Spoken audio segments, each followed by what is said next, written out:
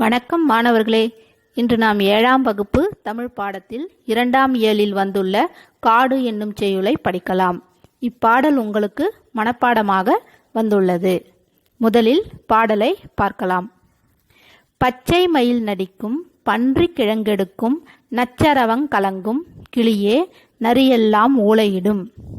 அதிமதுரத் தழையை யானைகள் தின்றபடி, புதுநடை போடுமடி, கிளியே பூங்குயில் கூவுமடி. சிங்கம் புலி கரடி சிறுத்தை விலங்கினங்கள் எங்கும் திரியுமடி, கிளியே இயற்கை விடுதியிலே. இதை எழுதியவர் சுரதா. மீண்டும் ஒரு முறை சொல்கிறேன், கேளுங்கள். பச்சை மயில் நடிக்கும், பன்றி கிழங்கெடுக்கும், நச்சரவங் கலங்கும், கிளியே நரியெல்லாம் ஊளையிடும். அதிமதுரத் தழையை யானைகள் தின்றபடி, புதுநடை போடுமடி, கிளியே பூங்குயில் கூவுமடி. சிங்கம் புலி கரடி சிறுத்தை விலங்கினங்கள் எங்கும் திரியுமடி, கிளியே இயற்கை விடுதியிலே. இதை எழுதியவர் சுரதா. மாணவர்களே, சொல்லும் பொருளும் பார்க்கலாம். விடுதி என்றால் தங்குமிடம், நச்சரவம் என்றால் விடமுள்ள பாம்பு, அதிமதுரம் என்றால் மிகுந்த சுவையுடையது. அடுத்தது மதிப்பீட்டினை பார்க்கலாம். சரியான விடையை தேர்ந்தெடுத்து எழுதுக.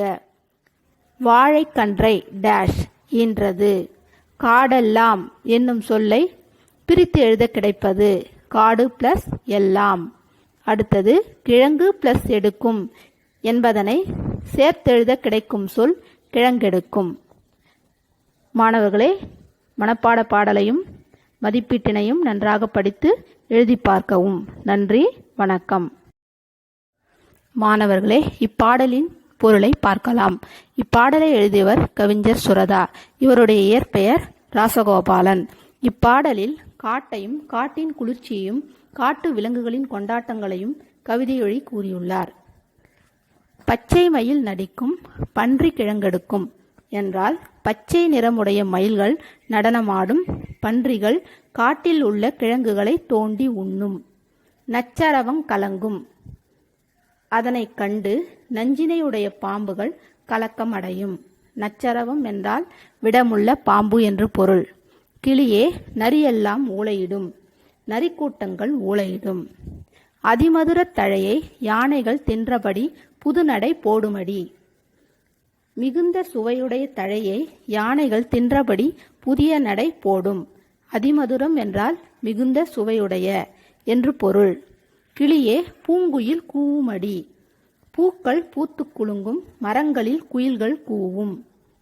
சிங்கம் புலி கரடி சிறுத்தை விலங்கினங்கள் எங்கும் திரியுமடி, கிளியே இயற்கை விடுதியிலே என்றால் இயற்கை தங்குமிடமாகிய காட்டில் சிங்கம் புலி கரடி சிறுத்தை போன்ற விலங்குகள் எங்கும் அலைந்து திரியும் என்கிறார்.